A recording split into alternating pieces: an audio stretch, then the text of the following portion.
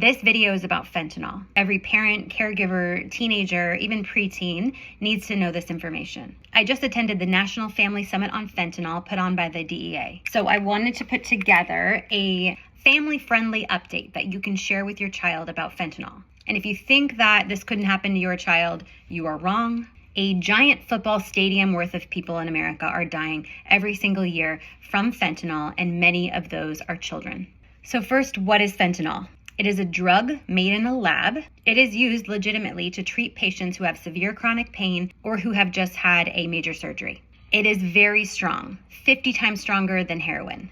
It is deadly. Only 2 milligrams, that's just a few grains of salt, can kill a person.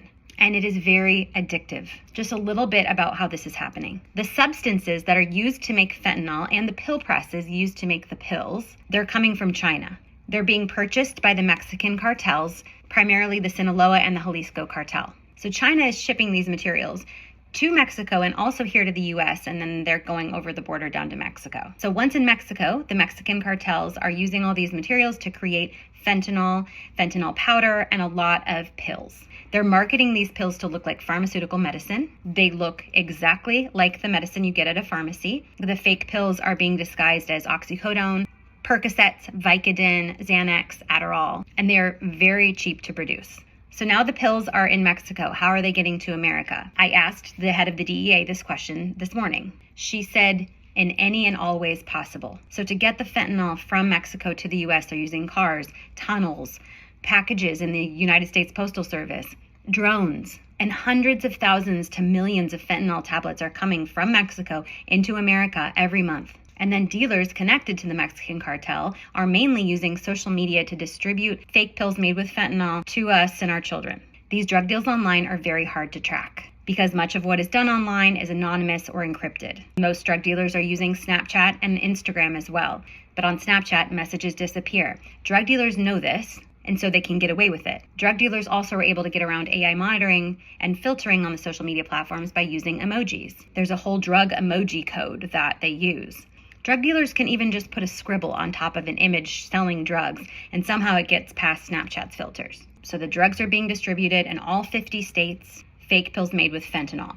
The payments, here's where China comes back in. Chinese money laundering organizations are involved in trafficking the money made from these drug deals. The Chinese money launderers had actually corrupted the TD Bank, and TD Bank just pled guilty to money laundering of over $1.8 billion in violations.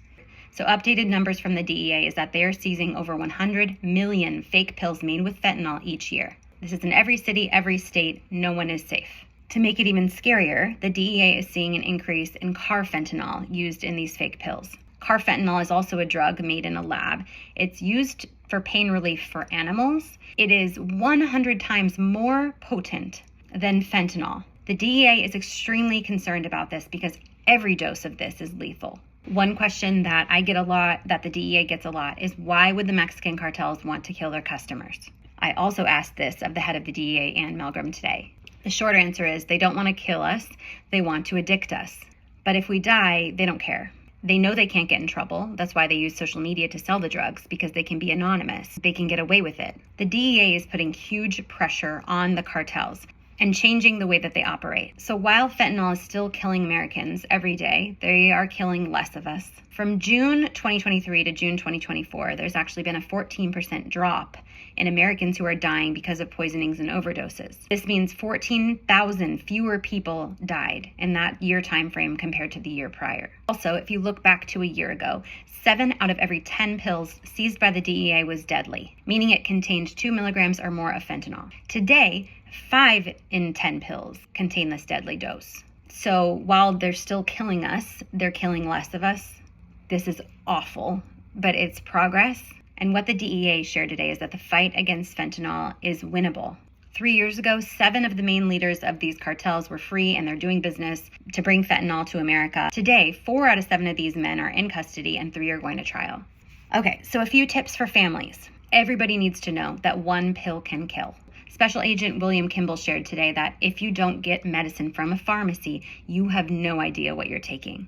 And we need to be careful about online pharmacies. The DEA actually recently issued an official warning about illegal online pharmacies which are selling counterfeit pills made with fentanyl. Many of these sites say they're legitimate, they say they're FDA approved, but they're actually working with drug traffickers. So if the medication has not been prescribed by a legitimate pharmacy, then it is not safe. And this is something that we can communicate with toddlers. Medicine is not safe unless mommy gives it to you, unless a doctor gives it to you. If anybody else tries to give you a pill, you cannot take it. Next thing to know is that the main platforms where drugs are being sold online are Snapchat and Instagram. But any platform that allows your child to communicate with someone else is a threat. We have to talk to our kids about this issue, but I would also consider not letting them be active on platforms where we know there are drug dealers. If you are going to let your children on Snapchat, Instagram, or any other social media platform, you have to check it. See who they're talking to, see what's being fed in their algorithm, understand what emojis are on the emoji drug code so that you can see if they're having communications about drugs. But know that they can hide things from you within their social media profiles. Snapchat has an encrypted data vault that you can't get into without their passcode.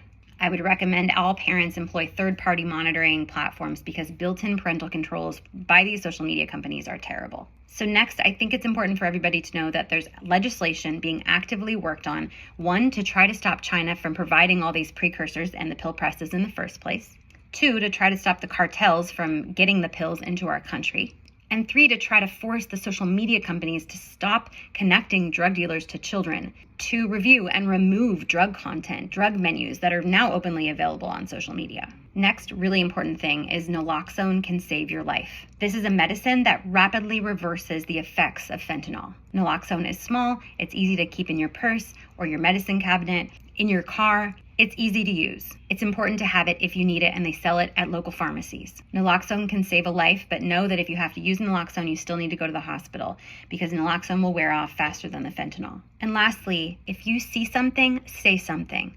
If you're a teenager and you know that a friend is distributing pills out, report them anonymously to law enforcement. It is too dangerous and deadly to not say something. You will save lives by sharing. If you have any questions about fentanyl, please let me know.